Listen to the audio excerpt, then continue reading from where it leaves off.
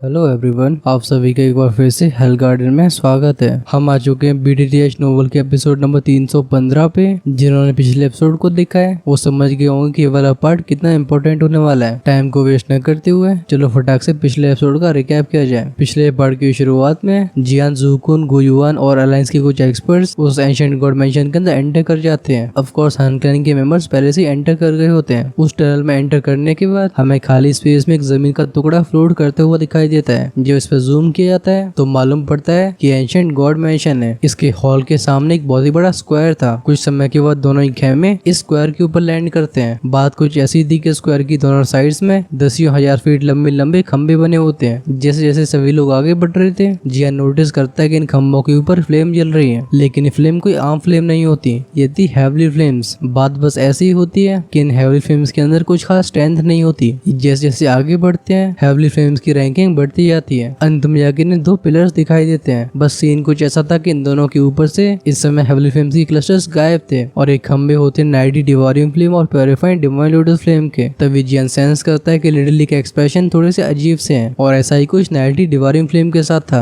जहाँ तक बात रही उस नंबर 1 हेवली फ्लेम की, वेल उसका कोई नामो निशान नहीं होता, ना ही उसका कोई खंबा होता है, ना ही हेवली फ्लेम। खैर ये बात तो हो गई नॉर्मल लोगों की। गुयुआन, ज़ुकुन, हंटी अंडी जैसे एक्सपर्ट्स इन चीजों पे कुछ खास ध्यान नहीं देते। उनकी आंखें देखती हैं उस डीटर की एम्ब्रोनिक पिल को। बस बात ऐसी होती है कि इन्हें वो कहीं दिखाई नहीं देती। तभी सभी का ध्यान जाता है एक बहुत ही बड़ी मूर्ति के ऊपर। इसका आकार 10,000 फीट से भी ज्यादा बड़ा होगा और इस समय इस मूर्ति के हाथ के ऊपर एक ओल्ड फिगर खड़ा होता है। इस बुड्ढे के बाल रंग बिरंगे थे। जब लोगों की नजरें इसके चेहरे पे जाती हैं सभी एकदम स्टंट रह गए थे। वो कहते हैं तोश एंशिएंट गॉड। इस समय हंटी अंडी के हावा भी बदल गए होते हैं। वो नाइटी डिवारियम फ्लेम को डाउट भरी आंखों से देखता है, लेकिन कुछ समय तक इस बुड्ढे को उड़ने के बाद नाइटी डिवारियम फ्लेम अपने सिर को लाके बोलता है ये तोश एंशिएंट गॉड नहीं है बल्कि यह है डीटीआर एम्ब्रोनिक पिल। बस इस समय सभी की आंखों के एक्सप्रेशन एकदम अजीब हो जाते हैं और उन आंखों में ग्रीड झलकने लगी थी। इससे पहले और कोई रिएक्ट कर पाता, इस एम्ब्रोनिक डीटर की मेडिसिन पिल की तरफ शूट हुआ था हंटी अंडी और उसके बीच जाता है नाइटी डिवारियम फ्लेम। वेल इन दोनों को ऐसा लग रहा था कि इस डीटर एम्ब्रोनिक पिल को हासिल करना बहुत आसान होगा, लेकिन बात उल्टी होती है। वो पिल का फिगर बड़ी आसानी से इनकी बैंड बजाने लगता है। कुछ समय के बाद गुयुआन और ज़ुकुन भी फाइट में शामिल हो गए थे, लेकिन तब भी अकेले ही वो डीटर एम्ब्रोनिक पिल का फिगर इन चारों के ऊपर भारी पड़ता है। इन चारों को एक बार धरती में घुसेड़ने के बाद हंस के बोलता है तुम सभी के पास मुझे रिफाइन करने की क्वालिफिकेशंस नहीं है। ये सुन के नाइटी डिवारियम फ्लेम हंस के बोला था तुम इतनी जल्दी खुश क्यों हो रहे हो। वो फटक से हंटी अंडी से उस तोशे एंशिएंट गॉड जेड को मांगता है। इसे हाथ में लेके नाइटी डिवारियम फ्लेम एकदम अजीब अजीब सी हैंडसीज बनाने लगा था, जिससे बहुत ही जल्दी तोशे एंशिएंट गॉड जेड एक फायर रिंग में बदल जाता है। इस फायरिंग की पावर के सामने उस एम्ब्रोनिक डीटर की मेडिसिन पिल की कुछ चलती नहीं है। अंत में जाके इसे नाइटी डिवारियम फ्लेम की तरफ खिंच के आना पड़ा था, लेकिन इससे पहले उसके हाथ में भी लग पाती हंटी अंडी का फिगर उसके सामने अपीयर हुआ था। वो एक ही बार में इस पिल को अपने कब्जे में ले लेता है। हालांकि गुयुआन उसे धमकी देने की कोशिश करते हैं, हंटी अंडी एक अलग लेवल का दाव खेलता है। वो उस डीटर की एम्ब्रोनिक पिल को सीधा अपने मुंह में दे लेता है। अब इसका अंजाम क्या होगा चलो हम जानते हैं इस एपिसोड में, लेकिन वीडियो को बिल्कुल मिस नहीं करना वरना बहुत इंटरेस्टिंग चीजों को मिस कर दोगे। किसी ने सोचा नहीं होता कि हंटी अंडी अचानक से ऐसा एक्शन लेगा। इवन नाइटी डिवारियम फ्लेम जो कि पीछे खड़ा हुआ होता है इस समय उसके एक्सप्रेशन भी चेंज हो गए थे। इमीडिएटली उसका चेहरा बहुत ही ग्लूमी हो जाता है। यहाँ पे सभी लोग उस एम्ब्रियोनिक डीटर की मेडिसिन पिल को हासिल करना चाहते थे, लेकिन किसी ने भी एक्सपेक्ट नहीं किया होता है कि हंटी अंडी इतनी रेकलेस तरीके से इस मेडिसिन पिल को निकल जाएगा। ज़ुकुन चिल्ला के बोलते हैं बेस्टर्ड। ऐसे सीन को देख के ज़ुकुन और गुयुआन दोनों के एक्सप्रेशन एकदम डार्क और सोलम हो गए थे। इनकी आंखों में से क्लिंगटन रिलीज होने लगता है। गुयुआन चिल्ला के बोलते हैं हंटी अंडी चौस है। अब भी हंटी अंडी आसमानी तरफ देख के तेज तेज हंस रहा होता है। वो कहता है मैं मौत को बुलावा नहीं दे रहा हूँ क्योंकि तुम्हारे पास ये एबिलिटी नहीं है। इस समय उसके चेहरे की स्माइल थोड़ी सी मिस्टीरियस हो गई थी। उसके शरीर से एक हल्की सी रोशनी बाहर आने लगती है। गुयुआन और ज़ुकुन के अटैक से हंटी अंडी के शरीर पे जो चोटें होती हैं वो बहुत ही कम समय में पूरी तरह से हील हो जाती हैं और अब उसकी बॉडी में से wave after wave frightening ripples फैलने लगती हैं। हंटी अंडी के शरीर के ऑरा को सेंस करके ज़ुकुन और गुयुआन दोनों के हावा फिर से बदल जाते हैं। अब उसका ऑरा कुछ ज्यादा ही स्ट्रॉन्ग हो चुका है। गुयुआन की आंखें फ्लैश होती हैं। वो गहरी आवाज में कहते हैं अब उस एम्ब्रियोनिक पिल के अंदर की ऊर्जा विस्फोट होने लगी है। कुछ समय के लिए इसकी स्ट्रेंथ कई गुना बढ़ने वाली है, लेकिन उसके बाद ऐसी टेरिफाइंग एनर्जी की वजह से इसकी सोल और उसकी बॉडी एक्सप्लोड हो जाएगी। अभी ज़ुकुन के एक्सप्रेशन भी बहुत ही ग्रेव थे। वो कहते हैं हम इसे रिफाइन करने की अपॉर्चुनिटी नहीं दे सकते। जब तक हम इसे रोक पाते हैं इसे उस एम्ब्रियोनिक पिल को अपनी बॉडी से बाहर निकालना ही पड़ेगा। वो तुरंत ही चिल्ला के बोलते हैं हमला किया जाए। ये सुन के गुयुआन ने नोट किया था। जब बात आती है डीटर की मेडिसिन पिल के ऊपर जीत हासिल करने की तो हंटी हंटी अंडी की टोली के पास पहले से एडवांटेज होता है। और तो जो क्रिटिकल मोमेंट में नाइटी डिवारियम फ्लेम ने ट्रांसफॉर्मिंग पिलरिंग बनाई होती है, उसकी वजह से वो पावरफुल एम्ब्रियोनिक डीटर की मेडिसिन अपनी शक्तियों का इस्तेमाल नहीं कर पाती। ये सब सोचने के बाद ही दोनों फिगर्स आगे बढ़ गए थे। हवा में एक चीख की आवाज सुनाई देती है। ये काफी जल्दी हंटी अंडी के पास पहुंच जाते हैं। इन दोनों को इस तरीके से आगे बढ़ते हुए देख हंटी अंडी तेजी से हंसने लगा था। वो कहते हाँ, इस समय तुम दोनों मेरे बिल्कुल मैच नहीं हो। उसके दोनों फिस्ट जो कि क्लेंच हो चुके होते हैं, अचानक से वो आगे शूट हो गए थे। जैसे ही हंटी अंडी के दोनों अटैक्स आगे बढ़ते हैं तो एंशिएंट गॉड का स्पेस जो कि बहुत ही स्टेबल होता है, इसमें अभी वैक्यूम बन जाता है। इस अटैक के पीछे की टेरिफाइंग पावर को सेंस करने के बाद जूकन और गुयान दोनों के चेहरे बहुत ही सीरियस हो जाते हैं। वो जल्दी से अपनी दुखी को अनलीश करके इस अटैक को रिसीव करने की कोशिश करते हैं। बैम बैम की आवाज के साथ गुयान और जूकन के हाथ के ऊपर एक फ्राइटनिंग एक्सटर्मिनेशन स्टॉर्म एक्सप्लोड हुआ था। हम इन्हें हजारों फीट पीछे जाते हुए देखते हैं। वहीं पे हंटी अंडी अभी भी आसमान में प्राउड तरीके से खड़ा था और तो उसके शरीर से जो रिपल्स बाहर आ रही होती हैं अब वो और भी टेरिफाइंग होती जा रही थी। आसमान की सिचुएशन को इतनी जल्दी बदलते हुए देख जियान की टोली जो कि आसमान के युद्ध के मैदान से बाहर खड़ी होती है, इन सभी के एक्सप्रेशंस ड्रास्टिकली चेंज होते हैं। अनएक्सपेक्टेड बात है कि डीटर की एम्ब्रियोनिक पिल को कंज्यूम करने के बाद हंटी अंडी की स्ट्रेंथ ऐसे लेवल तक चली जाएगी। और तो सभी जानते थे कि ये बस एक इनिशियल स्टेज है। अगर हंटी अंडी को सच में एम्ब्रियोनिक डीटर की मेडिसिन पिल को रिफाइन करने दिया गया तो वो दूसरी क्लास में एडवांस कर जाएगा और उस समय किसी के पास चीजों को बदलने की अपॉर्चुनिटी नहीं होगी। हंटी अंडी का एक पैर खाली हवा में आगे बढ़ा था। वो नीचे गुयुआन और जूगुन को देख के हंस के बोलता है, गुयुआन अल्टीमेटली इस युद्ध का विजेता मैं ही हूँ। उसने इस क्रिटिकल स्टेज के लिए हजारों सालों से प्रिपेयर किया है। गुयुआन कोल्ड आवाज में हंस के बोलते हैं, मुझे लगता है तुम अपने अंदर से कुछ खास अच्छा फील नहीं कर रहे होगे। तुम्हें इतनी जल्दी खुश नहीं होना चाहिए। खैर इस बात को सुन के हंटी अंडी बिल्कुल इरिटेट नहीं होता। वो बस एक हल्की आवाज में हंसता है। उसकी वो आंखें हल्की से बंद होती हैं। ऐसा लगता है जैसे उसके ऊपर एक नशा चढ़ गया हो। अपनी स्ट्रेंथ को इस तरीके से बढ़ते हुए फील उसने कई सालों से नहीं किया होता। पीछे खड़ा नाइटी डिवारियम फ्लेम का फिगर बोलता है, क्या तुम इसे सरप्राइज कर पा रहे हो? अगर इस डीटीआर एम्ब्रियोनिक पिल की एनर्जी की वजह से हंटी अंडी सच में एक्सप्लोड हो जाता है तो फिर नाइटी डिवारियम फ्लेम अकेले गुयुआन और जूकुन का बिल्कुल मैच नहीं होगा। इस समय नाइटी डिवारियम फ्लेम थोड़ा फ्यूरियस भी होता है। वो कहता है तुम कुछ ज्यादा ही रेकलेस हो। खैर किसी को पता तो नहीं होता कि क्या नाइटी डिवारियम फ्लेम इसलिए गुस्सा हो रहा है कि हंटी अंडी ने डीटीआर के एम्ब्रियोनिक पिल को डिवावर कर लिया है, या इसका कारण उसके चंगुल से पिल का जाना है। हंटी अंडी हल्के से हंस के बोलता है, तुम चिंता मत करो, मुझे अपनी लिमिट्स के बारे में अच्छे से पता है। अपने शरीर की ऐसी राइज हो रही दुखी को सेंस करके वो इस समय अपने चेहरे पे पैनिक नहीं दिखाता। इन शब्दों को सुनकर नाइटी डिवारियम फ्लेम की आंखें का फ्लैश होती हैं। वो अंत में जाके नोट करके बोलता है, फिर क्या तुम अभी ठीक हो? हंटी अंडी कहता है, मुझे बस यहाँ से सेफली बाहर जाने की जरूरत है। इस समय हंटी अंडी के चेहरे का एक्सप्रेशन ऐसा होता है जैसे उसे जूकुन और गुयुआन की कोई परवाह ही ना हो। ये सुनकर जूकुन और गुयुआन भी हंसने लगे थे। वो कहते हैं, यहाँ से जाना चाहते हो? ये इतना सिंपल कैसे हो सकता है? दोनों अपने भयंकर औरों को रिलीज करते हैं, फिर एकदम क्रेजी तरीके से हंटी अंडी की तरफ आगे बढ़ गए थे। लेकिन इन दोनों को इस तरीके से अटैक करते हुए देख हंटी अंडी बस अपने हाथ को वेव करता है। उसने आसानी से इन दोनों के अटैक्स को ब्लॉक कर लिया था। जब वो एक हाथ से गुयुआन और जूकुन के अटैक को ब्लॉक कर रहा था, उसके दूसरे हाथ की उंगली इस जगह खाली स्पेस में स्वाइप करती है। एक स्पेशल क्रैक अपीयर हुआ था। जब जूकुन और गुयुआन ऐसे सीन को देखते हैं, इन दोनों के अटैक्स बहुत ही ज्यादा वायलेंट हो जाते हैं। वो पावरफुल दुखी पिलर्स जिन्हें देख के चचों की रूहें कांप जाएं, वो बैंग बैंग बैंग की आवाजों के साथ इस खाली स्पेस को चीर के लगातार हंटी अंडी के दुखी डिफेंस में जाके टकरा रहे थे। इसकी वजह से डिफेंस में बहुत सारी रिपल्स बनती हैं, लेकिन हंटी अंडी इन दोनों को इग्नोर मारता है। जैसे उसकी हथेली नीचे की तरफ पॉइंट होती है, हन क्लैन के सभी एक्सपर्ट्स को